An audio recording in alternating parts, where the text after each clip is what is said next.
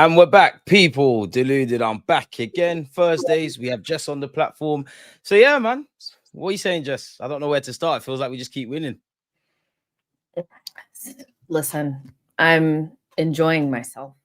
I'm like, wow, we're actually really, really good. Sunderland, I'm a little not worried about, but I'm like, if we could just get through this, I don't care what it looks like, get to international break and get some players back. That's kind of what I'm thinking. Because are we in injury crisis? You know what? I was going to ask you that, but you know what? Let's start there. We'll start with Sunderland in a bit. But yeah, honestly, Jess, it's a weird one because it's like I won't go as far as to say crisis, but I'm nervy in it, really and truly. Like I'm quite nervous about it. Like obviously, Gyökeres is injured. Who else? Madueke is out. Havertz is out. Couple players are out. We're hearing people are coming back. Obviously, I think it's more the players that are fit, if that makes sense. Because naturally, when there's injuries, obviously you're gonna run them through the ground. Like, should I be concerned, or should we be concerned? Are we doing too much? We're acting like the sky is falling, or are the concerns legitimate? I mean, I think the concerns are legitimate because this is a lot of players out. And I think also our injuries have been since like minute one. Kai From the Havertz jump, got Havertz, injured. Yeah, exactly. So it feels like the first couple of games we lost a big player almost every game. Saka was already out. Kai Havertz. You lost Saliba. It just feels kind of constant. the Norgards of this world. I'm sure even Kepa's had an injury. Yeah, Kepa randomly has an injury. Like, whose backup goalkeeper gets injured? So I do think that, at a certain stage, you do get to where your performances are capped at a certain level. And I think where our floor is really high, like we saw against Slavia Prague, I still think that against Premier League opposition, we would want to have a couple more players back. We don't really have that many options off the bench. We're talking about the next guy up being Max Dowman. We still got kids on the bench. We started kids against, as great as Dowman is, we started kids against Brighton. And, we brought in 8 players. It just shows you that you probably can never have too many players, if I'm honest with you. Yeah, exactly. So I just think right now it's just about getting into international break. This is a massive weekend in the title race because City and Liverpool obviously play each other. So if not both of them will drop points, we need to make sure we beat Sunderland. We'll get back to Sunderland, but because you touched on it, yeah, who would you rather win, Liverpool or City? It's tough. But if I had to choose one team to have chasing us, someone's got to win. Draw would be perfect, but it's too easy I'd for me. I'd rather Liverpool be closer to us. I don't like the idea of City being closer. I really don't. So yeah, probably Liverpool, but could they draw? Like, that'd be the best. The draw is perfect. Like, by your armor for a draw for both teams drawing, provided we obviously do our job against Sunderland. Do you think it's like? Do you think that has a bearing? Like, because obviously, if you were to support Liverpool, if you was in the Liverpool camp or in the City camp, Arsenal are playing before, and then obviously we've got to deal with Sunderland, and there's plenty of talking points about Sunderland. But we know if we don't get 3 points, what that could mean for the game in 24 hours. Like, does that have any bearing for you and the players? Like our players, I would hope that at this stage and what we've been through in 22, 23, and 23, 24, that we would maybe not be beyond that, but be experienced and mature enough to just focus on what we're doing. It's really early to be getting shaky knees and stuff like that, like, because they're playing, like, it's not April or May, and you know what I mean? So I just want, it's us. We play first. We need to play our game. We win and we move on, kind of thing. I'm sure that they'll have it kind of in the back of their mind, but it should not be that present because it's so early and we're not so far ahead, but we're far enough ahead where I feel like we could just relax them for a little bit. Nah, I don't know about relaxing. Not relax, but like not be like, oh my gosh, we're first, we got to get 3 points and just focus on the business ahead of us. Yeah, exactly. I said earlier that if you wanted to be not at your best or not full strength, you would choose like Sunderland to play, but actually don't feel like that was smart. Like I'm like, actually take that back. I think this is a derby, man. They're gonna be on it. Yeah, I think because Crystal Palace to me was like our toughest game of the season, I thought. this is probably going to be harder than that, oddly enough. So yeah, we just need to get through it and focus. We just need to get through it. Yeah, just focus on ourselves. International break. I'm not trying to go into international break talk about, oh no, we dropped point. No, I want to go. We had that last time, not the last international break. Definitely one of them. Yeah, the one before it leaves that. a sour taste in your mouth. I'm not on it that. does. Having to think about and that same dropping points. Have to sit in that stage for about 2 weeks. Yeah, and this is like a long one because we play on like the 8th or something like that. Yeah, and we play on Saturday the 8th. We don't play again till the 23rd. So that's a long time to be thinking about losing to Sunderland or dropping points. So we just need to win.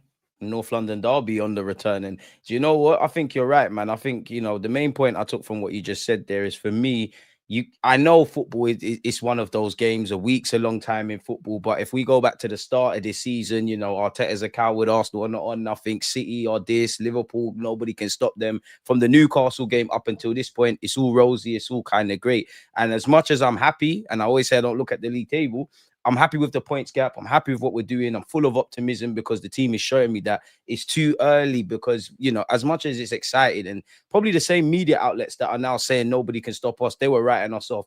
I wonder when that inevitable blip happens for Arsenal Football Club. Not really concerned about how Arsenal and Arteta cope, because we're not going to win every game and keep all these clean sheets. But the fan rhetoric, when we do... They're going to jump. They're going to jump on us. That's the thing. Arsenal fans are going to get excited themselves, Jess. Yeah. I think... they have to look at it from the other perspective as well. I feel like as Arsenal fans, we need to remember that City started off slow and Liverpool literally lost 4 games in a row, literally in the Premier League, and they're still considered in the title race. And if we drop a point and they win one, it's like within 4 points or something like that. It's not over if we lose a game. It's not. It's happening. Like the way that we were, like, I had to check myself. Stay in touch and distance. Yeah, I had to check myself when we almost conceded that penalty. I was like, oh, Ben White, Bozo, like I'm freaking out because I'm thinking we're going to give up a goal. I'm like, you need to check yourself because we're going to concede and we're going to lose, and you can't lose your shit every single time that happens. I just think we're getting to the stage where we think we're going to win every single game, and we're going to win lots of games, but we are going to lose one. The media is going to jump on us. We need to stick together. We need to stick together because it's going to get dark. Like, but how Arsenal fans, you're right about the media, but like I'm more focusing on Arsenal fans, innit? Because Arsenal fans, we win, we're the best thing since sliced bread. We go and lose, everybody's rubbish, get rid of everyone, we're bottlers, etc. We just need to keep calm. I'm asking people to keep calm in an illogical sport, innit? So it's probably falling on deaf ears. You know what? Before we get into Sunderland, because I think Mark kind of carries on the theme of what we're talking about. He said, what do we know of the return dates for Madueke, Gyökeres, Kai Havertz, Odegaard and Martinelli? Now, Jess said a few moments ago that the vast majority of them are expected to come back after the international break. Whether that happens is neither here nor there. But what I wanted to ask, like, of them names there, so Madueke, Gyökeres, Kai Havertz, Odegaard, Martinelli, which one do you feel is the most vital? I think I know your answer, but which one do you think is the most vital? Which one are you most excited to see come back? I know, not as much as we know it's a squad game, like which kind of player is the most vital one of those names that we're missing? Selfishly. I know what you're gonna say anyways. Selfishly, you can't say his name. You can't say his name. Oh my gosh, come on. Because it's boring. It's not spoiler alert, she would have said Odegaard, and there's validity in that. The press, all of those captain, all of those kind of things. It's not even just the press, but okay. You can say your piece on Odegaard, but it's like I know what you're gonna say. I'll choose a different one. But I will say my piece. So with O, I do think that we're missing something in midfield, and then also listen, the Odegaard Defense League has got to keep up the good fight. But yeah, I think losing battle with that one. I can't lie, man. People don't want to hear it. Yeah, I think we are missing something in midfield. It's not detrimental. Like, obviously, as he's doing a good job, Ethan's played in there. It's fine. But I think we are missing something. And what I'm disappointed about is that we had just gotten to a stage where I felt like Odegaard was threading those balls into Gyökeres. And maybe out of all of those players to come back, the one that I'm most desperate to see come back is probably Gyökeres, because he did just kind of have a little breakthrough. And I think a couple of our players, Gyökeres, Odegaard with his little cameo, all of them, Definitely. Madueke, all of them, when they Yeah. get into that sweet spot, it's like bang, injury. Even Martinelli, it's like bang, injury, kind of have to start again type of thing. Yeah. And I'm like, maybe Gyökeres being more fit and match fit and used to playing with us with Odegaard would have been really good for us, because I still feel like there's a disconnect somewhere with the attack and something is a little amiss. It's not like we're playing bad, but I don't think you can say that it's clicked. And a big part of our attack clicking has always kind of been Odegaard. And then Saka's not quite at his best right now, but he'll get there. But I'm excited for all of them to come back, because I just feel like we need options up We there. need everybody, man. Even my Yeah. bro Jesus, who we walked into this season knowing you're not fit. Like at the end of the day, Yeah. I've had the mentality of this season is obviously the vast majority. In fact, there's not a player that in this team that I think is a bad player. Of course, we could have conversations about upgrading and this and that, but Yeah. I've come into it whatever I feel about players, and just to paint a picture, I would say the players that divide opinions to a degree, Odegaard, but I won't include him. I'll say Merino, Kai Havertz, Trossard.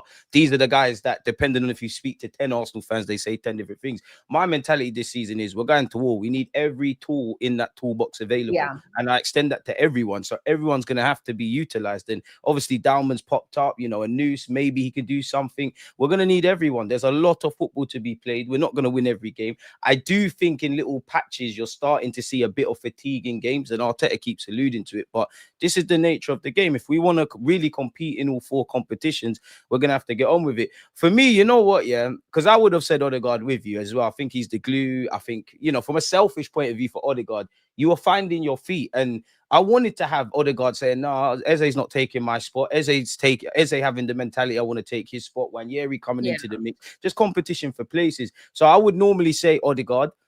Mm-hmm.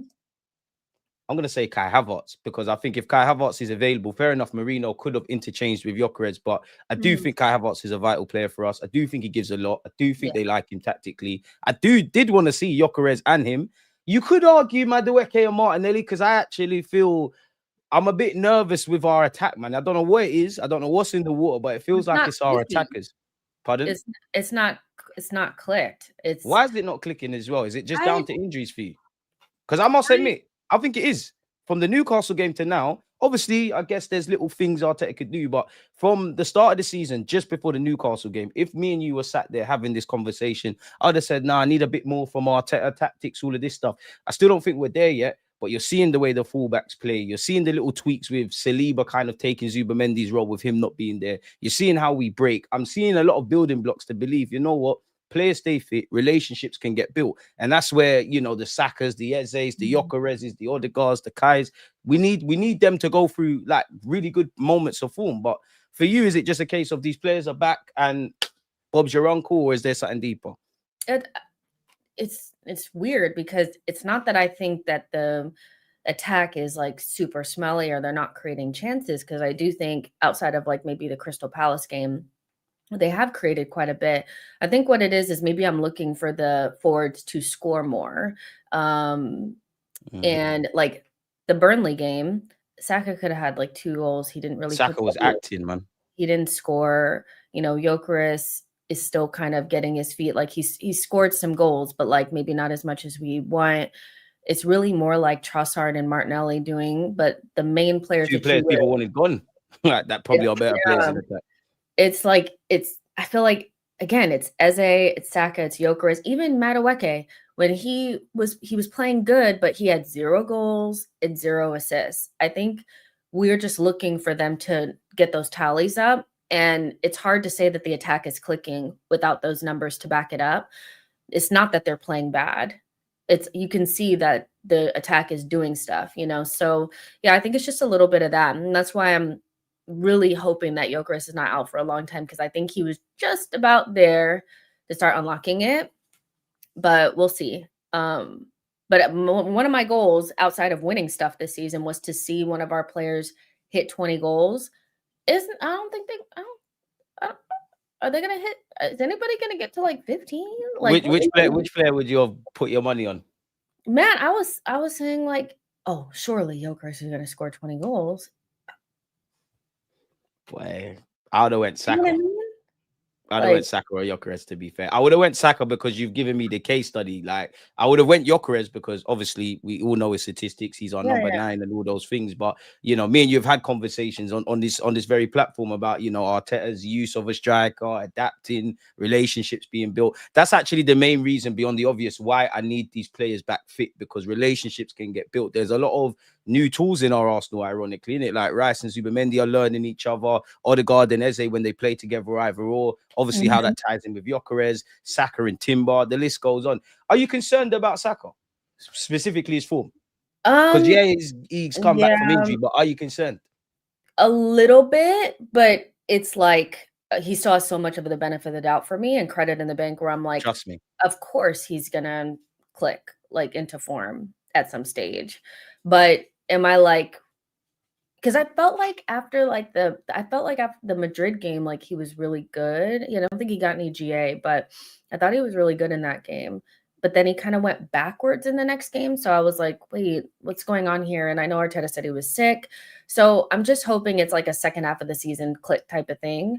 But I feel like that's why I'm like just a little concerned, because it's not like we're not creating chances. Because again, Saka could have scored 2 goals against Burnley. It's not like the chances are not there, but do I feel like, I think what I wanna feel is that we're inevitable. In any situation, we're gonna score, and I'm just wondering if something were to happen to set pieces, which I don't think that it will, but if in that case, do I believe that we're gonna score?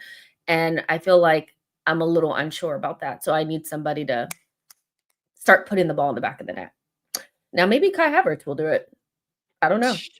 Boy, we need these guys fit. And like I'm even stopping myself in that. I always get back in the trap of like, if we were to go on Sky Sports right now and these players are back fit, they're back in training. Of course, I'm gassed, I'm happy, I'm doing all of those kind of things. Yeah. But I always feel just because they've been medically signed off and they can regain training, it don't mean like they're necessarily ready for, you know, Yeah, 90 minutes. As you've seen, there's been many a time Dons have just been on the bench, getting back into the groove of things. Benjamin White's probably the biggest case study. I share your point in that I need my players beyond the obvious. It's not that they're playing bad, but the same way that I'm like right now, what you said Trossard and Martinelli, but we're probably more higher on our defenders. I need Eze, I need Gyökeres if he's fit, I need Saka, I need you lot to start dragging the team in a yeah, Haaland or Mo Salah kind of vein, because if we've got you lot scoring and you know we're doing what we need to do agreed. in attack and everything we're doing defensively, Bob's your uncle, man. We've been speaking about injuries, yeah, and this question's been on the screen for a minute.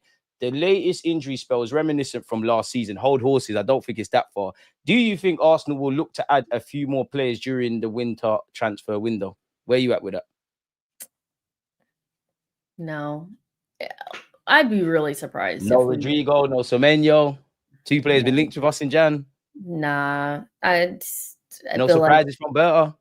no, not unless we get, like, a major, like, somebody out for a significant amount of time, and even if that's the case, we'll still have somebody there, so, no, I don't think so. I think how many players did we bring in the summer? 8? Like, Hey, yeah, no, I don't should have see been it. 9 though. I think they'll trust the squad. You know, there's players that we haven't even seen yet, like Jesus. So, yeah, no, I don't see it. Um, but yeah, I feel like we have everything that we need to do what we want to do. It's just a matter of getting them available and playing for like 5 games in a row. Can we do that? Sure. Yeah, yeah. And the The more that injury you don't crisis got them, is you're not like running it other was players into last the ground. season. Yeah, it's like the injury crisis is not really the same as it was last season, Is it but even a crisis? It's more concerns at this point. It's like, it's oh, really not a crisis because we filled the squad with the but it depth. can get there very quickly. God forbid. Yeah, yeah, yeah. I think that's why we just need to get into international break because we are kind of one injury away from it looking In a Merino, we little, trust, man. yeah. Now, Merino is is doing what he needs to do. Like, I don't feel like he's would be the problem. Like, he's gonna score, especially if we get set pieces and stuff. So I think we're good there. If Do you? anybody else got to their 4th best striker, they would be shook.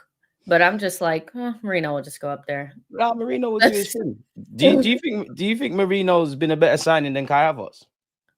Or do you think Kai? mm, I've been asking everyone this. this is a And tough they've question. all replied like you. And I did it when I was It's a tough question because I doing the feel like calculation. there's a lot of Gun to your head. Kai has had higher highs. I'll say that. I feel like Has Kai's he? had higher highs. Yeah, I Has he think really so. just I think so. I think he's had higher bragging highs. against Madrid, Merino? Clutch goals against Leicester and that? I still don't feel like that changed people's opinion about him, though. I feel like Kai's second half of 23, Yeah, 24 he did his thing. garnered him so much trust that people there's never been a time where anybody has considered Merino a starter, wanted him more than anyone else. Do you know what I mean? But people love Kai off of the back of the 23-24 back end of the season. I do think he's had higher highs and is more trusted. And I think Arteta likes him more. I think he's one of No, the he's key to the favorites. squad. But do you Yeah. not feel respectfully to Kai Havertz, yeah? And I don't mean this in a disingenuous way, yeah. But I feel when we signed Merino, there was a lot of extreme opinions. Certain people were saying he's going to replace Xhaka. He's the best thing since sliced bread. He's amazing. Likewise, they were underwhelmed. You know as well as I do when Kai was signed for us off the bat before he kicked a ball, the extreme kind of opinions, right? Yeah. And obviously the same's been afforded to Gyökeres. But I do feel Kai Havertz is the one thing he got that Merino never got. Bearing in mind, Merino got injured, and obviously Gyökeres is. Let's be real, it was treated like a bit of a charity case. He got that penalty. People were excited because he started a bit of a fight against Newcastle. It took about 6 months. Well, Are we being fair? They were different. Like, you have to remember when Kai came into the team, we were on a high. That summer window was so different than the summer window that Merino and Calafiori came in because we didn't know what we didn't know. We had kind of like gaslit ourselves into believing like we're so close to winning the Prem. It was just if We thought we was Saliba gonna have hadn't the gone summer we had this injured. summer that year. Exactly. Or at And least we so hoped. I think there was a lot more time and patience and things like that because it was only one failed title race. And so everything about that was just different, even though people were frustrated about the Kai Havertz signing. The Calafiori Merino, everybody that came in that window was shit on, like literally. People still don't really like Calafiori. I think it's more just that summer window was dark, so the situations in which they came in was different. But for me, Kai Havertz is just not a player that I still don't feel like we needed. I feel like we needed something different. I feel like we could have done something different. I still stand on that. But is he important to the squad? Yes. Has he been better? Has he been better than what he was when he first came in? Absolutely. Me and a friend were just talking about how he played against Man United, his first game against Man United, when he glitched on the sideline and missed that open goal and was at fault for the Rashford goal. He's a much different player now for Arsenal. But yeah, I wouldn't go as far as like he's just been like so much better than Merino. It's just been different. I feel like when you come in, how you come in, all those things make a difference. Everybody fit is Kai in the strongest 11. What? Is Kai in the strongest 11? Yeah, everybody fit. There's a gun to head. You need to name Arsenal's strongest 11, which you believe in your heart of hearts is Kai Havertz in there. I guess right now. Where? Oh, there's no other place but striker. Same with Merino as well. Kai Havertz could never be in my midfield ever. Like, there's no way. I like you, but no. That left 8, I had nightmares, man. Kai's a weird player, man, because it sounds dumb to say, yeah, and I think this does cap your ability in that. I do think you're a bit of a manager's dream. I can think whatever I want about Kai Havertz, but at the end of the day, yeah, you was labeled a German talent, which Leverkusen wonder kid. You've scored a Champions League winning goal. You are a key player for Mikel Arteta and Julian Nagelsmann, 2 managers held in high regards, and I can get it. You're clearly intelligent. They can give you roles on a pitch, and you're going to do it. But it's a bit weird in that he's like a facilitative figure. Like, obviously, he's got technical ability, but relative to the squads he's in and in the professional environment, I actually think his strengths are better off the ball. For me, Kai Havertz he's one of those players. If I just want to get a job done and it's going to be a bit scummy and I'm just trying to do the tactical thing, then obviously I'm going to lean on him. To a degree, Merino the same as well. So it's techie. Let me ask you another question then. Gyökeres, Merino, Kai Havertz. Who is the best striker in this system?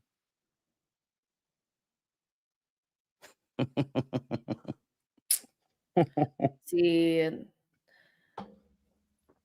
Dark.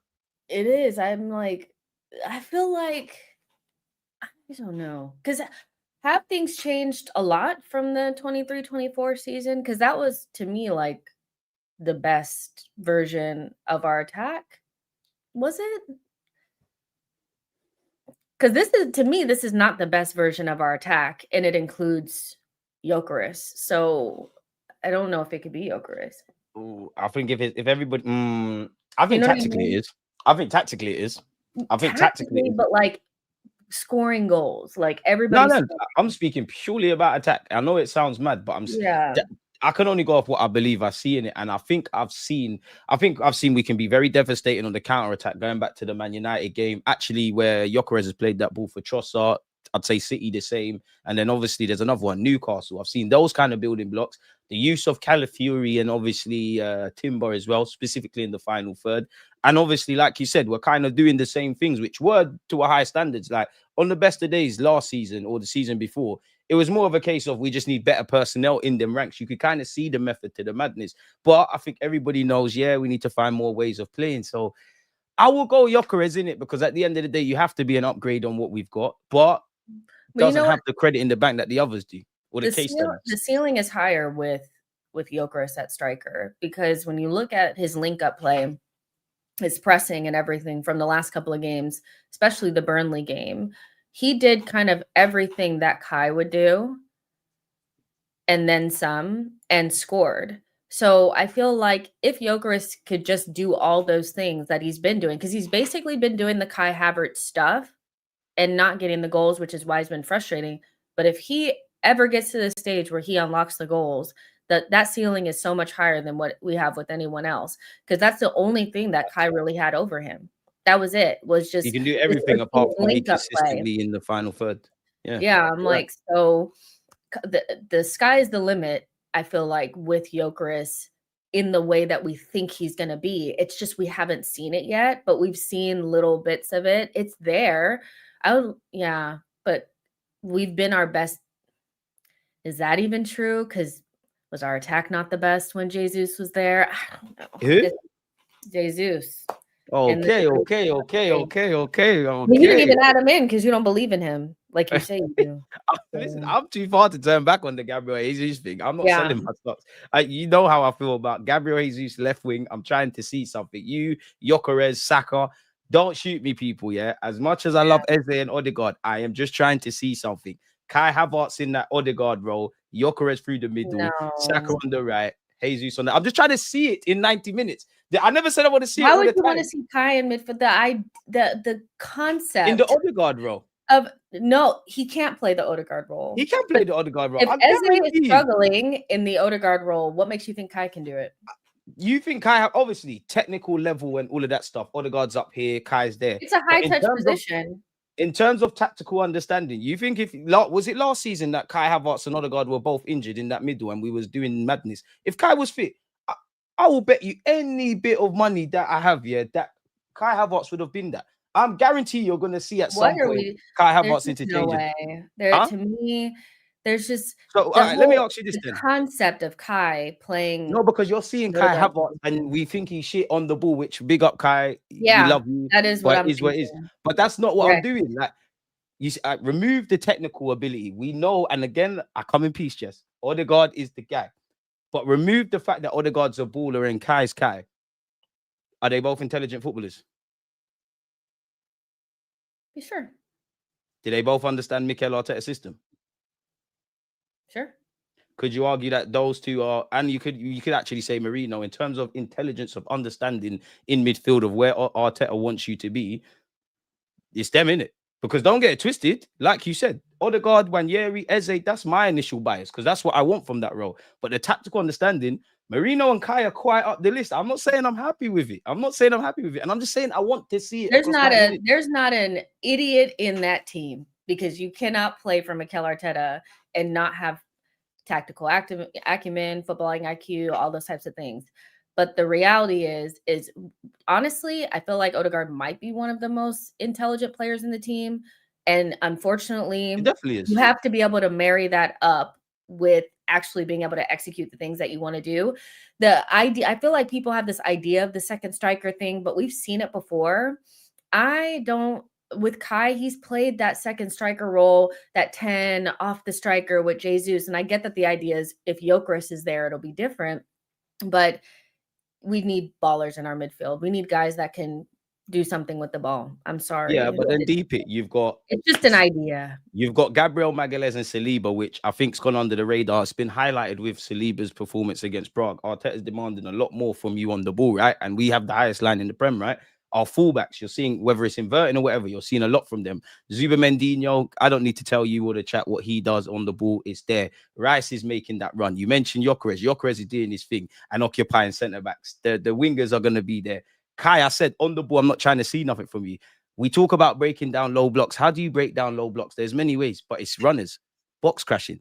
That is Kai. The 3-4 outstanding things Kai does, we could get a lot out of him. I'm just saying, across a 38 game period, I think there's scope for it. As I said, Wanyeri, Eze, Odegaard, these are the kind of ones I want to see. I don't want to see Merino in the 10. We've seen that. It don't bang. I don't want to see Kai. But as I said at the start, bro, it can work, but as like a last ditch effort for me. Sorry. I hear you, but they're just tools as part of the toolbox, man. They're just put tools as part of the toolbox. I don't know, man. These are conversations that I don't really want to have. I really just want to talk about ballers, but we've got tools. Yeah, I'm seeing in the comment section, Havertz is the 10 is Bergkamp-esque. Not too much. Not too much. That comment is not coming. And I still never seen a player whose brand it just increases and gets so much better when they're not playing. I think with Kai Havertz and an Arsenal fan base, I think it's weird because there's a section that think he's mad shit, he's mad this, he's mad that, there's nothing he could do good, and then there's this other side that they think he's a lot better than he actually is. You would think this is Schweinsteiger and all of them great Germans merged into one. Like, it's not that thing. Let's just be honest. Arteta was doing the experiment thing. The centre mid role didn't work. We failed upwards to a degree with him up front. We're at where we're at. He's shown he can do a thing. We're kind of there. I didn't say it don't work, but I promise you there's scopes for Kai. If we're just trying to get a job done across a 3-4 game, and I've said this before, Merino, Kai Havertz, those players that you'd banned under that, I guarantee you, them kind of man, whatever we do this season, they might only score twice this season. They will score 2 of the most standout goals or vital goals at any period, people. There's a method to the madness. I'm not trying to see Havertz as an 8. You're smoking crack. No, you're out here saying wild stuff. I'm like... It's not... There's no one more wild than Mikel Arteta. Yeah. There's no one. Nah, bro. I want better for you, lot. I want better for you, lot. You lot know I'm always ahead of the curve, man. You know, certain people rate Kivio. And that certain people said we played our best football with Jesus. Boy, I mean, they always come around. They always come around. Are you joining the Jesus fan club now? No, I'm not. He's too injury prone, but he's a very talented player. One of our most talented players, I would say. Jesus left wing bookmark it, people. It's gonna be mad. It's gonna be great. Well, boy is asking a question, but I had a question too. Go on. What have you thought of Hincapié so far? Love him. Obviously, the case study's dead. It's more of a thing of like you're just trying to get minutes. Love him. He's a little shithouser, South American aggression. We ain't seen him exposed at centre back like that. I know he played with Mascara. Bullish about it. You know I'm a fullback, so I'm going to be biased towards it. Like, one of the positions that I don't care in a good way about at Arsenal is left back. I don't care if it's Miles Lewis-Skelly, Calafiori, Hincapié. Like, they're all wavy, innit? I love what he could be, and he's only 23. Now, I only say that because he doesn't look 23 and he's been on the scene for a minute. Like, that's what shocked me the most. And, you know, again, I don't want to be that guy here, but we were, and I still like him for the name I'm about to say, but me and you were very big on, let's get Rattle, man. Rattle looks lit and all of that. He looks shit in a Chelsea shirt. I don't know if that's Chelsea tax. Hincapié is significantly more experienced, significantly more upgraded, and we pivoted. So, big up Hincapié. There's more to come in it. Yeah, he's done well, like coming straight in. But one thing Arteta knows is defenders. So I'm not that surprised. And I want more. Yeah. But it doesn't make sense, but I want more. Yeah, no, I hear that. No, I just want to ask you about Hincapié. What are you saying for Hincapié? You're not a fan? I don't feel like I've seen enough yet. You know, like there's not enough to be like, like it, you know, he's only played a couple games, but you praised Kivio for less. No, I did not. But Hincapié has been really good from what we've already seen. So do you think he's a better passer than Kivio for what you've seen? No, not yet. I'm just starting trouble, man. I like Hincapié. He'll do his thing, man. I mean, what can I say that you haven't echoed? Just like defense, fucking amazing, isn't it? Our defensive ethos and our defensive players, like it's a movie. Like that's what you Yeah, can it say. is. It's a movie. It's an absolute movie. Why you got your Yeah. hands on your head? No, I'm just doing this. No, I but was getting scared. I was getting scared. Getting no, scared. I thought you saw some injury news or something, man. Don't scare me. Don't no, scare me. Don't scare no. me. Don't scare I me. Go yeah, on. no, go ahead. The question? Yeah, I wanted to see. Yeah, boy, I apologize because I've had this up for a while. I think this is guided at you, Jess. Which result in our next 5 games do you believe can give us the most momentum? Personally, I think we've already had it with the Newcastle game. But yeah, where you at, Jess? Let me get them up. You know North what? London derby straight after the international break. Beating So I'll start it off. Chelsea at Stamford Bridge. That's We've the been one. shit last 2 years there, you know. We've not been good there because beating Spurs is like brushing your teeth in the morning. Like we do that. We does this, you know? And I think even if we beat Bayern, it's the league phase. We understand that like there's so much more work to be done. But if you go to Stamford Bridge and because every Chelsea fan that I watch talk, no matter what's going on with them, they lose to Sunderland, they draw to Carabag, whatever. But if we beat Arsenal, this is their cup final, and I'm not trying to give them a trophy. Beat them, and I think actually, let me see. 1, 2, 3, 4, 5.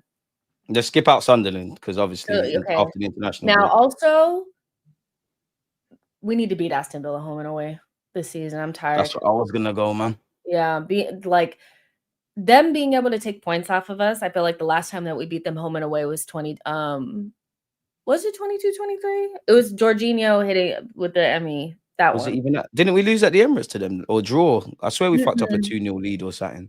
I don't No, know. we beat them home and away that season. So let's do that again. Yeah. And that was the last time that it happened. It's like they keep taking points off of us, and it's so jarring because the narrative comes up and all that kind of stuff. We should be beating them. It's a difficult one to answer, man, because you made a great point about the league phase. You made a great point about Chelsea. So it's difficult for me.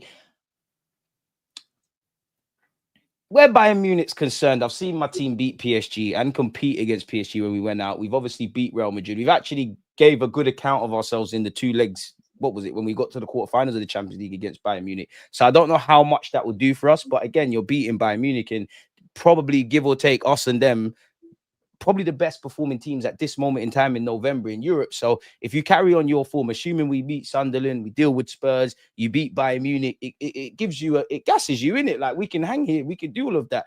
I want to say Chelsea because, as you said as well, it's their cup final. I've been very disappointed in the last 2 years at Stamford Bridge, man. Like I know 2 years ago or whatever year it was where they played Mudryk and we had a tough 45 minutes.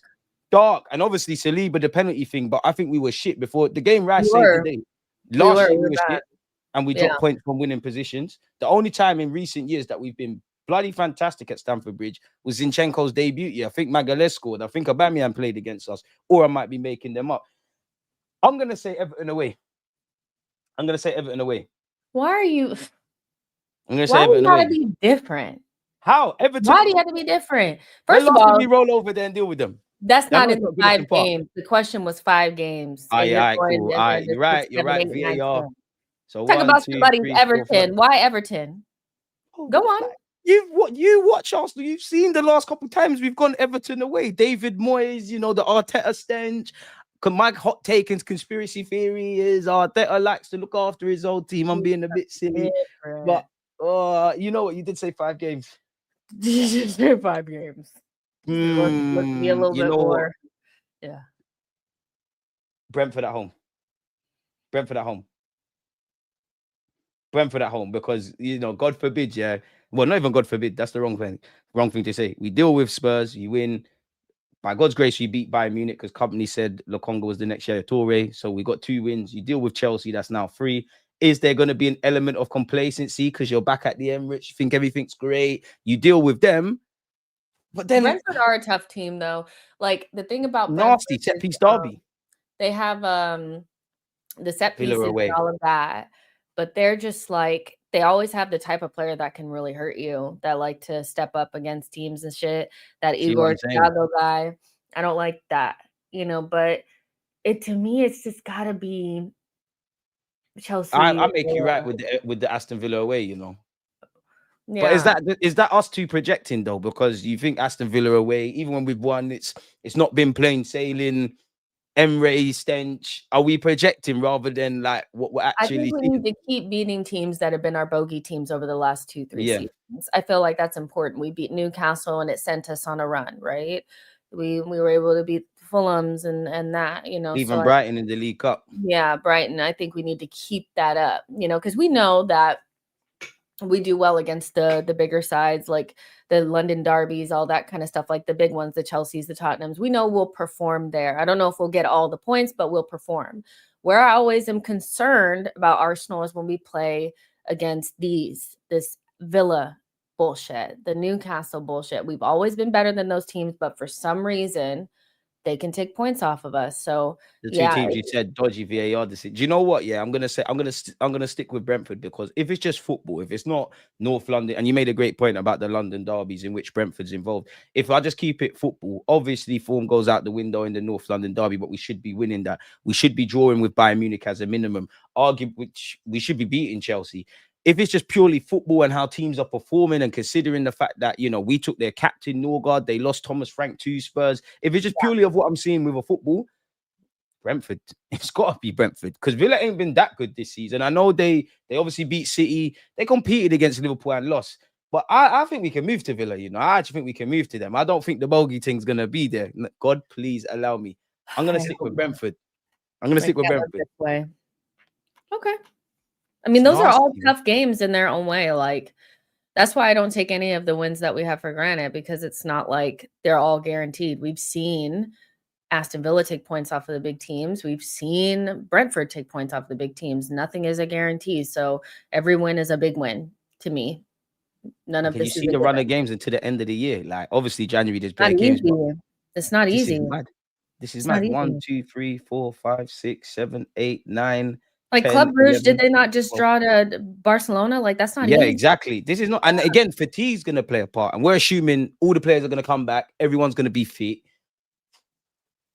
Yeah, we got Crystal Palace a freaking again, and that's not an easy game. Bournemouth, not an easy game. We got to play Villa again.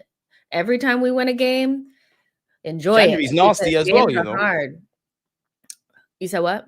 January's nasty as well. I know. That's my birth month too. Like, I'm actually so devastated that You're born in that cold ass month. That's tired.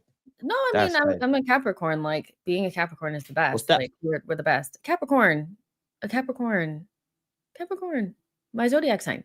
So, like, my birthday is January 10th, guys, write it down. January 10th is literally 2 days after the Liverpool game. Like, it's dark. It's dark. Oh, it's like a ram or something.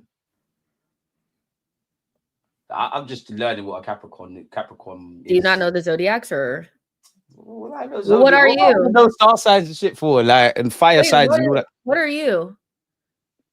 April. What's Aries, isn't it? Aries. Okay. Wavy. You don't even know anything about the zodiacs. I know Aries. I know God makes everyone in their image. I know I'm amazing. Right. If I'm in April, it's the waviest. Oh, Ram. Aries a Ram. Like, ain't they all the same? I don't believe you. Do you believe in any of that star sign shit? Because I bet they say the same I things don't about really everyone. super believe in it, but all I know is that whatever the description of Capricorn, I'm literally just like that. Like, I'm look at it, I'm like, wow, like that's literally what I am. That's actually so crazy. But all the rest of it, like, I don't really believe in any of that. But yeah, this is looking real tough. Like, when do we play Leeds again? Stop, man. January. See, your month is terrible, man. It is. It's dark. Leeds away. Yeah. Like, You even still don't think we'll dip Inter, into the like, market? You still don't think we'll dip into the market for 1-2 players? No, I don't think so. Because I think we'll have like a new signing players back. You know what I mean? So, but like that's what I'm saying. Like, it's a long season. I know people are like really thinking about certain players needing to play now. People are not looking beyond their nose, man. Yeah, like Ethan, he has to do this, and MLS, he has to do Sorry that. to cut you. Let me know your thoughts on Wanyeri in relation to Prague, because I think fans are doing way too much. Yes, he needs to take his chances, but he's a young player trying to add consistency. He's 18, playing like he's 18. Jess and me have said this before in a sense of Physically, he's still developing, and all the things he's struggling at. You want man to struggle. What's the point? You need to be able to struggle to improve. I think he could win his duels. I think he could obviously show a bit more consistency. I think he can obviously do better. But I think mainly on social media, people are doing way too much with Wanyeri. But where are you at? An 18-year-old playing like an 18-year-old, trying to add consistency, I think is a shock. But I'd love to hear Jess's thoughts, man. Yeah, I think Ethan is playing kind of what I expect him to play. And he has good moments and some not so great moments, which is normal for an 18-year-old. I think them coming into the team last season and playing so well, him in MLS, I think has skewed people's reality of like the way players improve and develop. It's not linear, and you have those peaks Exactly. and valleys. And he's learning to play a different position because he was playing on the wing last season. And when you watch, Merino struggles in that position. Kai's has struggled in that position. Even Eze has struggled a little bit in that position. There's a You lot of expect information Ethan on the not to tape. struggle in that position? Like, it's not easy. So I think he's doing well. I thought he had some good moments against Prague, maybe some not so great moments, but he's literally 18. Calm down. Do you think he needs to get a run out wide again? I know the club have said we're making you a centre midfielder, and with Dauman coming in and Madueke coming in, that's pushed you. You've gone from second in command on the right hand side to maybe third, fourth, because I do think Dauman's ahead of you. But if you want to be a central midfielder, we need to get you there, innit? Not I a think he single needs player to is going to finish stand up. on Where you business. at? I think we need to stand on business with it and keep playing him in midfield. But like with anything, if you say you set yourself out to do something and then you go back to something that you didn't really like or is not your path, then it takes you backwards. I don't think he needs to play out wide. I think he needs to continue to get minutes in midfield, and we just need to take the games as what they are and not pick them apart because you guys have set these unrealistic expectations for an 18-year-old. But you know how it is, Jess. The same rope you climb up on, the same rope they hang you with. The same one saying Wanyeri's generational and this and that. Suddenly he's shit now. Obviously, big up Wanyeri, but we're winning games. Dauman's on the scene. You're not flavor of the month. You're like on a shelf. Like, I think you've become our most underrated player. Do you think you can play up front? Because I remember Arteta saying he could be a striker. Yeah, I think he can eventually, play up there in the false nine. I don't see that in our near future. It's just something for the future. I think Ethan can play in a lot of different positions, but he needs to nail down the first one. And then we'll go from there. What do you make of this question? To what degree do you credit the low block defenses as opposed to blaming the attack for the lack of goal production? I mean, do we miss the fact that a low block is designed to inhabit scoring? I actually do We've agree. been dealing with that for years, though. So, like, it is what it is. I agree with Mark there. I just think that ultimately, when we get See the way Bournemouth were playing against whoever they were playing, they didn't set up like that against us. But go on, Jess. I'll cut you off. I'm being rude. No, I mean, it's not so much about the low block games. We know that the low block games are gonna be harder to score. We know that. So when we played against Crystal Palace and when we played against West Ham, it wasn't like a big deal. But when we played against Newcastle, there was no low block and we were missing good opportunities. When we played against Burnley, there was, it wasn't really a low block and we missed good opportunities. I think our lack of being clinical is actually a bigger concern to me than not creating lots of chances against deep blocks. I still don't trust us to score. Like, I still feel like Don't you think you're being a bit harsh there, Jess? Nope, I don't. We're one of the top goal scorers in the Premier League. We are. And when you look at our shots on target to goals, we're doing okay. We're not over the woods yet, but being devil's advocate, like for you to say you're scared, don't you think you're jumping the gun a bit? No, I'm looking forward to just in case we don't have the set pieces like we wanted to. Like, no, I hear that because if the set pieces don't bang, that's why you see what you said there. That's why beyond the obvious, I want my players fit, but the players that are fit, the Sakas, the Ezes, I need you lot to really up it now because I just want players to just run the show now. Like my attack, I need you to carry us a bit. We're all carrying each other, but I need that because, like you said, when the set pieces ain't working, we've got to have other solutions. And I want what you want and what everyone wants in that. Well, set pieces, we're scoring. You can do your mid-low blocks, whatever you want. We're scoring. You open up against us, we're still scoring. But to say all of these things and we're 10 games into the Premier League season, by God's grace, the only way is up.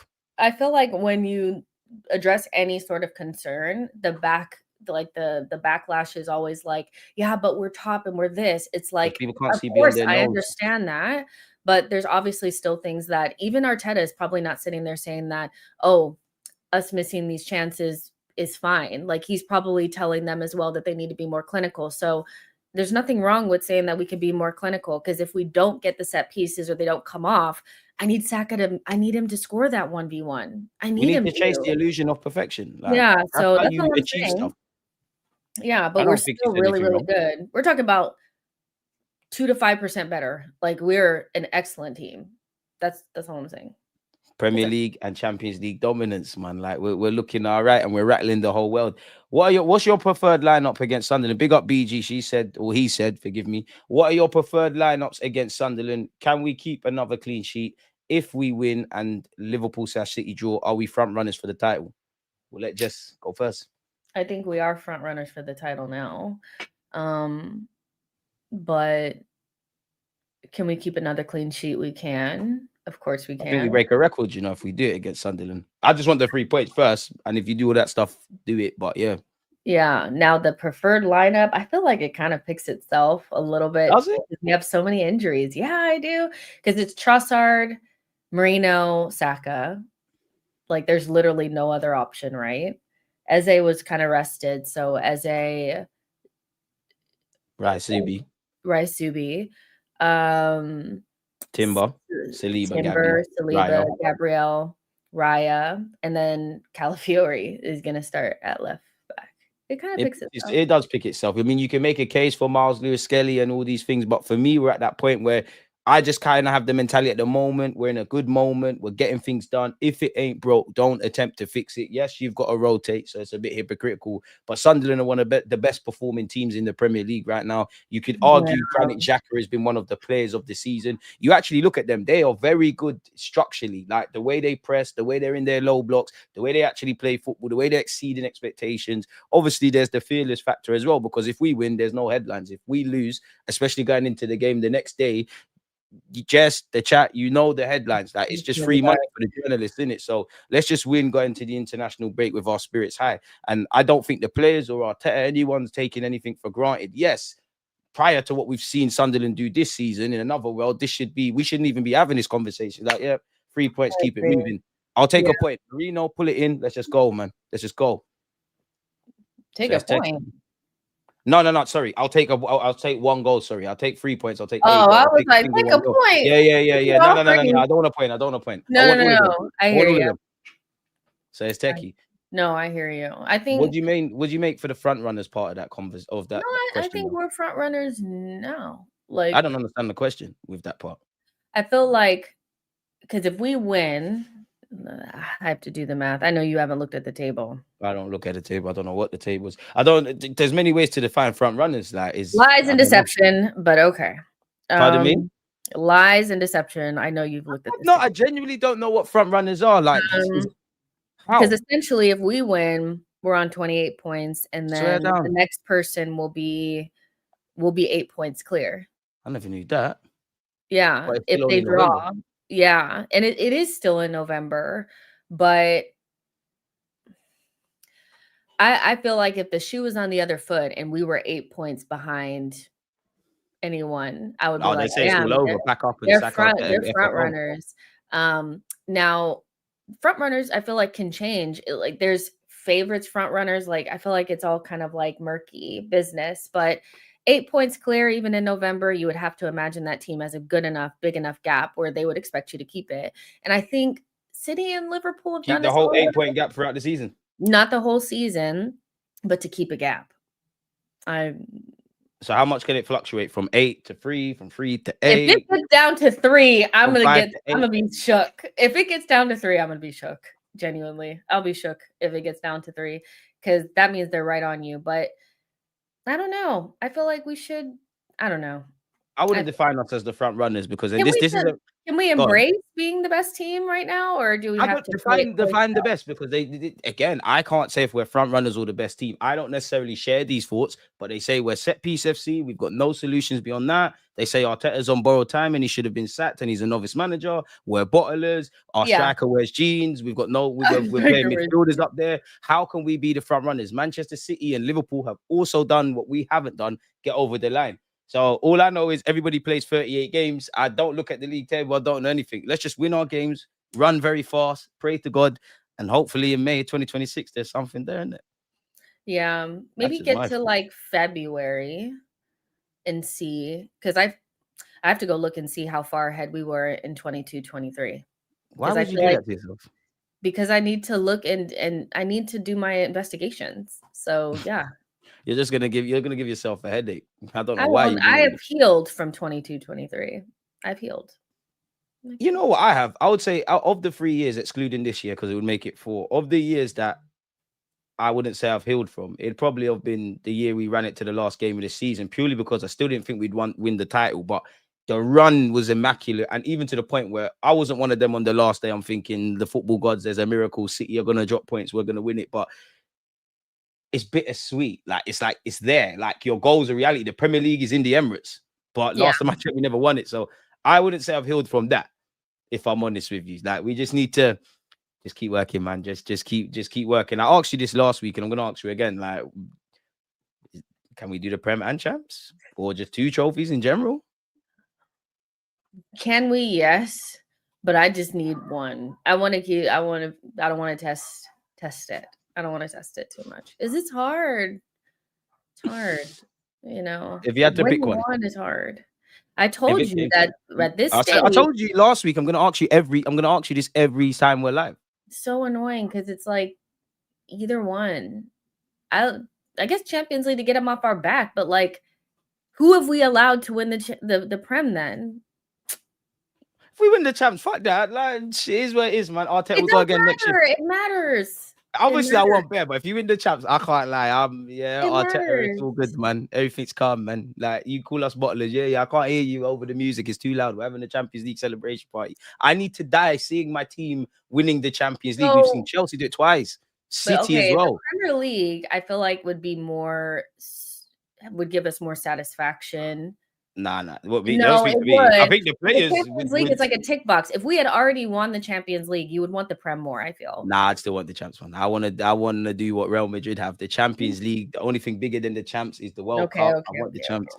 I do agree, though. I think for the club, for the players, and it's a bit mad because obviously a lot of these guys weren't born in England. Everyone dreams of winning the Champions League, but I think considering the 3 years we've had and the highs and lows and ultimately finishing second, I think it would mean a bit more winning the Prem because you've defeated yourself in it. Like you've shown that you can do something different, and it can't have been nice. But Champions League, do you know how nasty the agendas would be? Declan Rice would have 2 European trophies. Mascara's been here for 2 minutes. Let's see, because everything can change based on the draws and stuff and what side we're on. Because if we're more likely to win the Prem than the Champs. I'll say that off the bat. If we go, like, let's say, because I feel like the Champions League is a lot of luck involved as well. Obviously, you have to play the games, but it depends on the matchups, who gets knocked out, things like that. If we get on the good side of the bracket, we always have to play the hardest teams. If we get easy side, I want the hardest teams. I don't. I'm not like that. I don't give a damn. I want the easiest. Obviously, I'd rather win playing shit dons, but no, bring them all. I really don't. But yeah, Bayern, Barca, PSG. Listen, on behalf of Arsenal Football Club and every Arsenal fan, they have to stand behind the statement. We want all of the smoke. Give us the toughest teams. We're on stuff this year. We're on stuff. God, please don't humble me, Jack. Follow Jess in it. Like, just give us a Club Brugge and Cat Yara bag. If all of them teams can go through to the semis, I'm laughing. Yes. Well, fuck Club Brugge, man. We're the Arsenal, man. It's about time we puff out chest again. You understand how ill I would be if we had to play like the semifinal against Chelsea or Liverpool. I'd be sick. I don't want that. You've seen our team take L's with that. I don't want that. Give me Dortmund. You're playing the English teams though. Like we're kind of, once you get beyond the fact of the theme music and that, surely we're more suited to chuck it to them than the foreign teams because it's better the devil you know, no? Nah. I wouldn't want to go Liverpool Anfield Champions League now. I'll say that much. I don't want that. This is what I'm saying. I really need us to get on the nice side of the bracket for once. Where are you at with the MLS midfield stuff? Because I've left Ash's question up there for a minute. I'll be real. I don't. It's not a hot topic or anything that's like high up on the agenda. I think it's like a side thing. If he plays midfield, that's great. If he doesn't, I feel like people are slightly worried about MLS because he's not getting as much playing time as they expected him to after his great season. But like, is it that important right now? I don't Well, you think will get so. minutes, man. We're winning games, man. Yeah. Everybody's personal feelings come second, and Lewis Skelly knows this. At the end of the day, yeah, last year I get it, and I don't want you to be happy. You know, this time last year you probably had 2-3 starts. I get it. I don't want you to be on the bench. You finally living your dream as a pro bowler, doing your thing, and now you're second choice. But reality is you're behind an international footballer. It is a squad game, and you've signed a new deal. You've done your thing. You will get opportunities. I do think we might see him unofficially or a couple of times playing central midfield, but I don't really care if he plays in midfield or left back. What I do know is Miles Lewis Skelly's a fucking great player, and I'm happy that you're here in it. It is what it is, man. We've got bigger problems. That the collective comes first, man. Of course, I want to win the league and ruin statistics of clean sheets and score bare goals. And Saka's got X amount. Gyökeres wins Golden Boot. Flipping Raya gets the Golden Glove again. But the first trophies now. Like no one can convince me we're not good enough to win silverware. We've got 4 opportunities. I feel like we just all need to be on the same page, like little player FC stuff and all that. We have got to put that to the side. We need to win. Whoever is the best player to be playing at that time needs to be playing, period. Fact. Like it doesn't matter, you know. Get the job done and let's just keep it moving. We can go back to the petty shit once we win stuff. Like, I don't care. No doubt. Big up Rants for the raid as well. Appreciate the raid, man. Appreciate the raid. People, get your questions in. Couple questions left. Let me try and find some, man. I want questions, people, man. I've been airing some of your questions, and now they're not actually here. Like, you didn't save them. How do you save them? You can save on StreamYard. Swear down. That little star. Isn't that like a little star? Shit. Swear down. Hey, this is it. Nah, shout out to you. Nicholas over. You had a video when you were on TalkSport. You were really good on there. Not like I'm surprised, but I'm like, yeah. Good I was in it. Nah, it's normal. Don't make me blush. Yeah. Why was I good? Let's delve. No, not too much. No, not too. I don't know. Why was I? You're like fishing for compliments. I get. I'm definitely not. But I want to know why you think I was good. Because no, I feel like it's hard to go on to mixed company type of stuff, especially like live stuff, and give your opinion articulately, like, and get your point across, but like also like get a little jabs in. You know, I felt like everyone keeps saying that, but what jabs did I throw? Like, it wasn't like jabs, but like when you say like, oh, I think people are doing this, but it's like, you know, I feel like you make people look silly when you just make it seem like they sound dumb for even bringing stuff up like the set pieces or whatever. But it wasn't like you didn't get too high. You didn't sound too like you're trying to be too statsy. You did a good job. You did a good job. Do you know where it is? Like, if I'm honest, I think a lot of people, especially content creators, and I get it, you're going into anything you do as a human, yeah, you're going that isn't familiar to yourself, yeah, you're going to be a bit nervous, you're going to be a bit apprehensive. Maybe it's because I've done a lot of laps now, maybe it's because the pennies dropped, but I must admit, yeah, like I'd like to think I'm quite balanced. Like, if we were terrible, I would say we're terrible. If we're doing all right, I'd say we're doing all right. And I feel there's unnecessary nitpicking, and I feel a lot of people, specifically in our space, because you go on platforms, I go on platforms, etc. You have a right to, if I'm honest, back the club a bit. I understand it. You know, some people, not necessarily me, but some people, if you go on the overlap, you might not get invited again, and you know you're there with this player and that. But if you're chatting shit, you're chatting shit. And for me, bro, what does it, whether Arsenal win or not, what do you being entertained have to do with this football club? Because when we played that sexy football, which was on par with Barcelona, we never had the trophies to match. And it's not even just an us thing. Everybody is playing. Everyone's relying on set pieces and dead balls and systemic football. And I get there's just vested agendas. And I feel us as Arsenal fans, you have to, not on a passion merchant thing, but you need to back it a bit now, like, because it's too cool to chat shit now. And I think that in football, in the whole of football, whether it's on YouTube panels, it's too much rage bait, black and white arguments. My dad's bigger than your dad. It's boring and it's inaccurate and it's designed for cheap sound bites. I'm not on it, man. It's dead. Agreed. It's dead. What are you saying for this?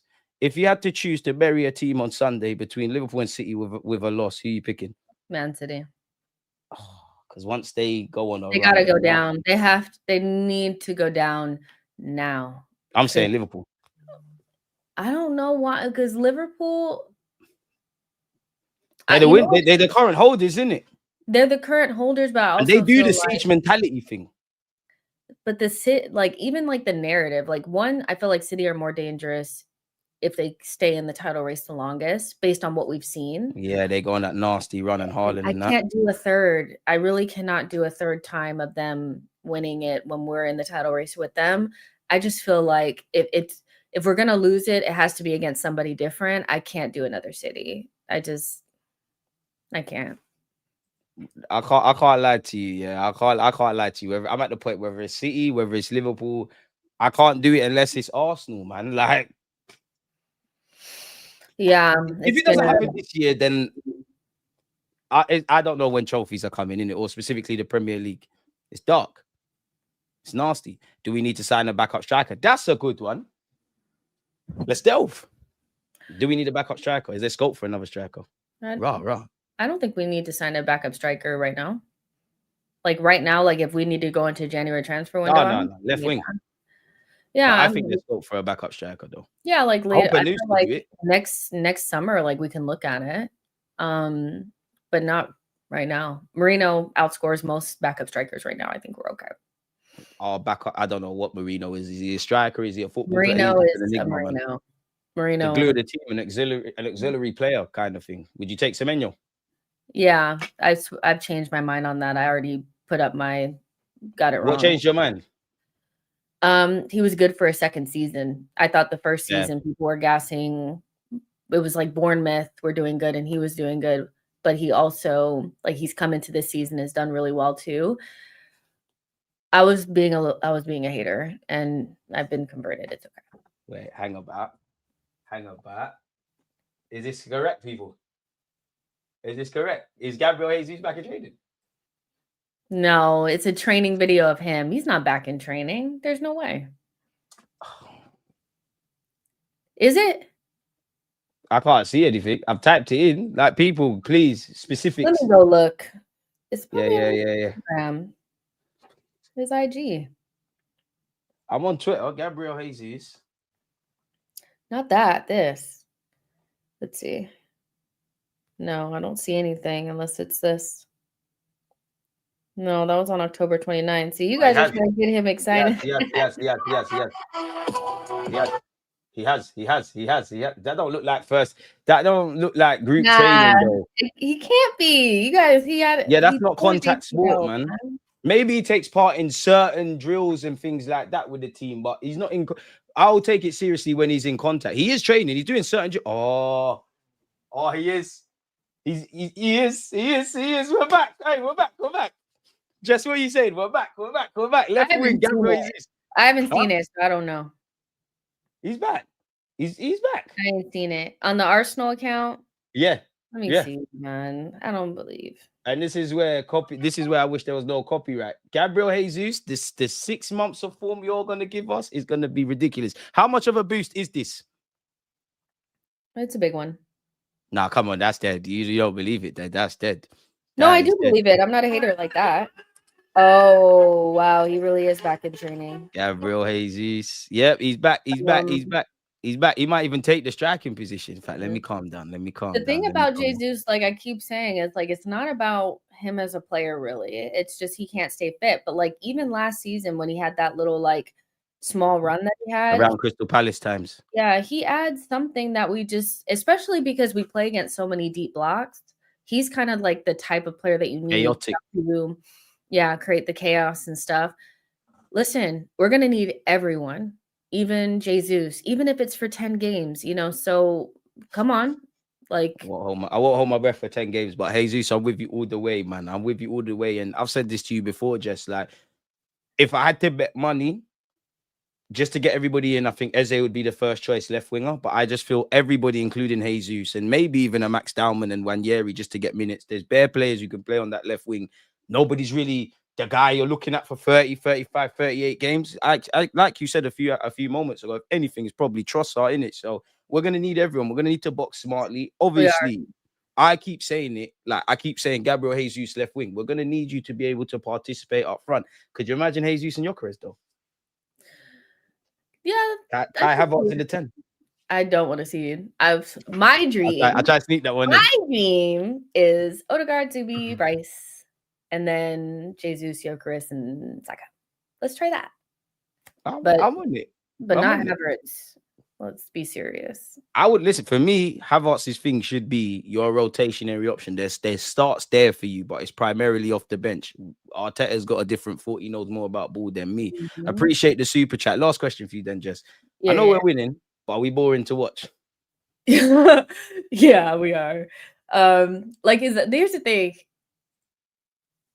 I don't care really that deeply as long as we're winning, but are we the most entertaining? No, but I don't think it's just like we play boring football. I think City got to this point at one point where they weren't playing their best brand of football, but those like 1-2-0 wins it was like you wouldn't even watch them. When Arsenal fans were like, I'm gonna watch City, I'm like, for what reason?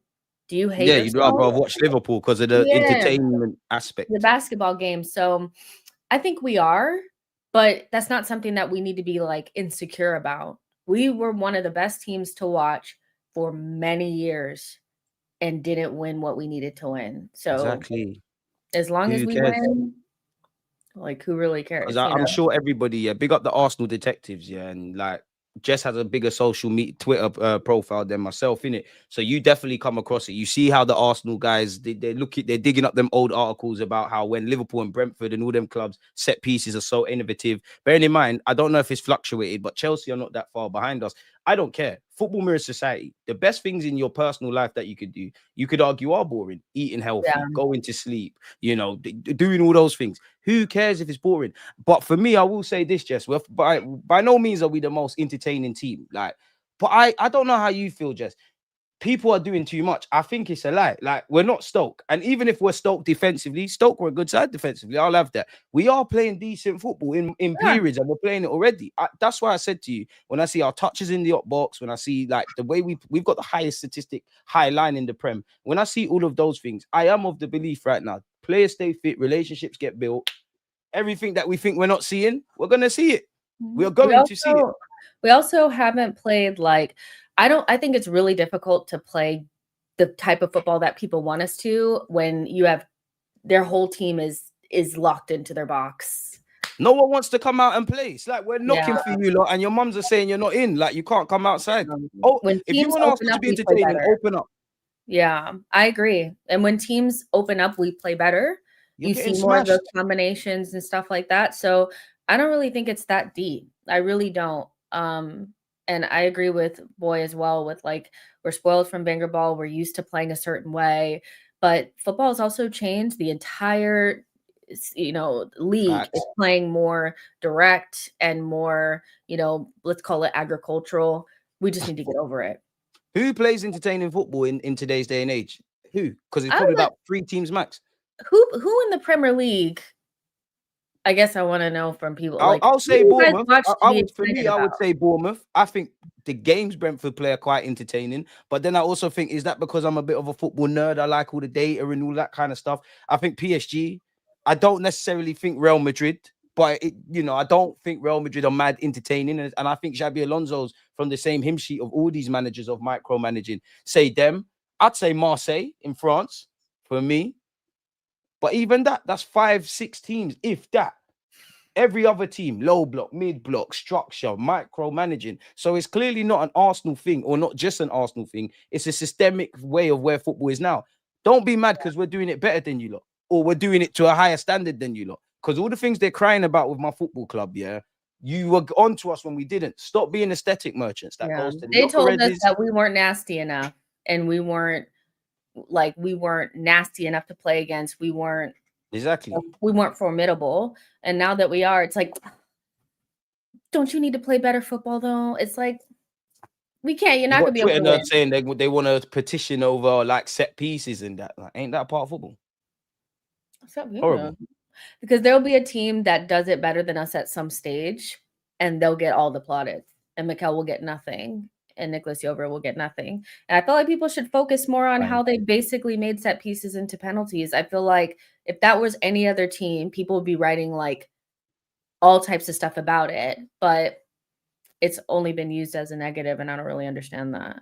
And fundamentally, who cares? Like, who cares? As by hook or by crook, if we win the Prem playing like this, I'm sure you just the chat, myself, if we when we all get to Islington in 2026, in May 2026, and we're jumping up and down and having fun, I don't think if I see Jess, I'm gonna stop her and be like, oh, what do you think we played boring football? No, we fucking won the Prem or But we whatever. were boring. No, like I don't give a Exactly. shit. And if Like you I do really that, you're a twat. I'm sorry, but you're a killjoy. Like, if you do that, like, don't. jarring, man. Yeah. Jarring, but it is what it is, man. These players, sorry, big up Farham for the super chat again. These players with these small teams, soon they come to a bigger club. They're not as good as anymore. It's just the belly and the beast, isn't it? Going from a big fish in a small It's have pond. to Like, adapt. It's just a different playing for a smaller team and then coming to Arsenal or whatever. It's just they just need time to adapt.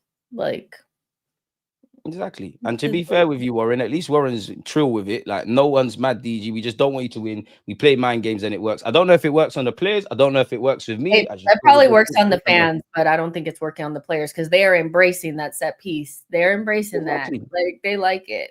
Let's be honest. There's a section of Arsenal fans here that are victims. Like, everyone's got them. They are certified victims. Like, they've got a victim's mentality. Like, they want to. And I big you lot up for defending the club, but at this point, Arsenal fans, if you're seeing people chat shit on social media or platforms and you're getting vexed, you're doing it to yourselves because, one, they don't like the football club anyways. But there's also people who don't like our football club, but they can be objective. Stop biting the bullet, because half of these YouTubers and content creators and all these people, all they care about is engagement. You know, they're the ones laughing because when they go on the back end, they're going to see analytics. So it is what it is, man. And even going back to what you said about me on TalkSport, yeah, big up Rants because he what do you call it again, man? He redirected, yeah.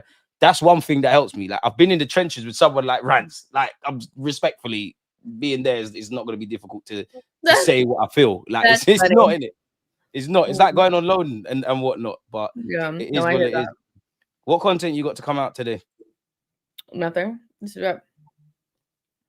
And people, ever since she started doing other shows, I haven't been brought back to her channel. You know, next week, if we can only do one show, we're going back to her channel. Like, we're going back to her channel. There's racism going on. I don't know. She doesn't like English people. I don't know what's going on. No, I love English people. Cancel her. I talk to more English people than I do American people on a daily basis. It's crazy. In it like. What did you say? In it like? Yeah, you guys be like, in it. Yeah, in it. But that's it. Like, in it. Like, in it. No, you just said in it like. You literally just said it. You literally just said it right then. I know you guys. There's really no content. No, not today. No, because today is my day to do my hair and stuff. Because you guys want to know what I do on a day. Today is my hair day. So I get to do my hair and all that kind of stuff. I don't know what's coming out today. I have a La Liga video coming out this week. I have a Black Star video coming out this week on Trinity Rodman. Stuff is coming out. I just don't know exactly what day yet. So follow on the platforms, people. Turn on the notification bells. And when Jess can be bothered to care about you lot on that platform, you'll get videos. You know, it's just forgotten. I put out videos. I literally put out videos. In fact, go watch my video for my reaction for the Bayern and PSG and the Real Madrid and Liverpool game. I put out videos. Oh, there we have it. So there is some content. Jesse, ODG and appearance. Exactly. I'm just on the bet. It's a njury thing on her platform. No, but see, because I've been feeling bad because like on these Thursdays, I can't do 2 shows. I'd be like, okay, we'll just go on your show or your channel, you know, because I feel bad. But you could always just come to my channel. Yeah, if we're going on your channel next week, it's like next week is a League Cup game. I'm getting to start. I'm tired of being done like Norgard and Nwaneri. I want to play some football. If this continues, yes, I'm gonna get on to, like, we're getting to January. My agent is worried now. Like, it is what it is, man. It is what it is. So yeah, people, go on, Jess. Yeah, you can come on next week. That's fine. Like, I'm not keeping you off the channel. So she said it there, people. I just think you need to talk to people behind the scenes, but it is what it is. Farhan, you're far too kind. You've sent another super chat. Tired of playing romantic football and end up second. Facts, if I'm honest. We didn't play romantic football last season and we still didn't win it. So whatever we need to do to be better, who cares? Like, genuinely, who cares? Nobody cares, man. But yeah, people, man, it's been amazing. We'll be on Jess's platform next week. Yeah, she's got content coming up. Obviously, this is, I don't know, I think I've had another video coming out or it's come out, but we're here. We couldn't have done it without you lot. You lot are the real stars of the platform, people. So yeah, big up yourselves. And we're out, man. Like, comment, subscribe. Jess's platform is in the title. You know what to do, Jess. have a nice hair day, whatever you're doing. Like, would you girls call it like pamper day? If you hair, nails, have a great day doing that. Yes. Huh? It's a Are you self-care getting braids? day. No, I'm just gonna wash my hair and do my hair. Thank the Lord I was born a man. This is all long. This is just crazy. When you get a girlfriend, if you don't have one now. Nah, don't. Hey, no. In fact, careful. Nah. All I'm saying is, don't let me cut you off. I'm just saying. Then you will know about self-care day and all of that. You'll be. Oh yeah, I used to get to do face masks and all them. Yeah, exactly. Yeah. So you're gonna know what a self-care day, and you should be also doing self-care. I do self-care. I do face masks and all that. Why do you think I'm so handsome, man? Like, there you go. And there you go. Most handsome guy on YouTube, man. I don't say this for no reason. In fact, most handsome guy on TalkSport occasionally now. But yeah, man. Let's go let Jess do her hair and do her pampering and all of that, and let you lot get on with your day. So yeah, like, comment, subscribe, Jess. Next week. And come on, you Gunners. In fact, Jess, quickly, score prediction for Sunderland. I'm going 2-0. Oh, 2-1. Boy, so clean sheet record ends. Yeah, but we lose this clean sheet. We need them 3 points. International break will be great. But yeah, people, we're actually out now. Like, comment, subscribe. Jess, for the 55th time, one love, man. We're out.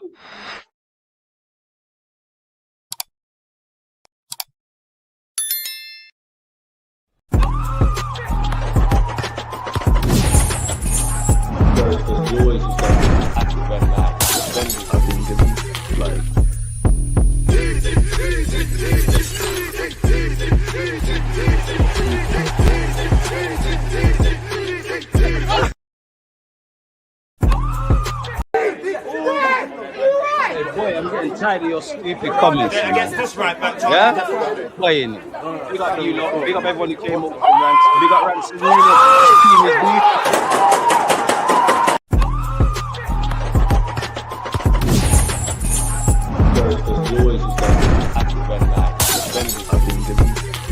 I'm most definitely selfish, you know, sometimes.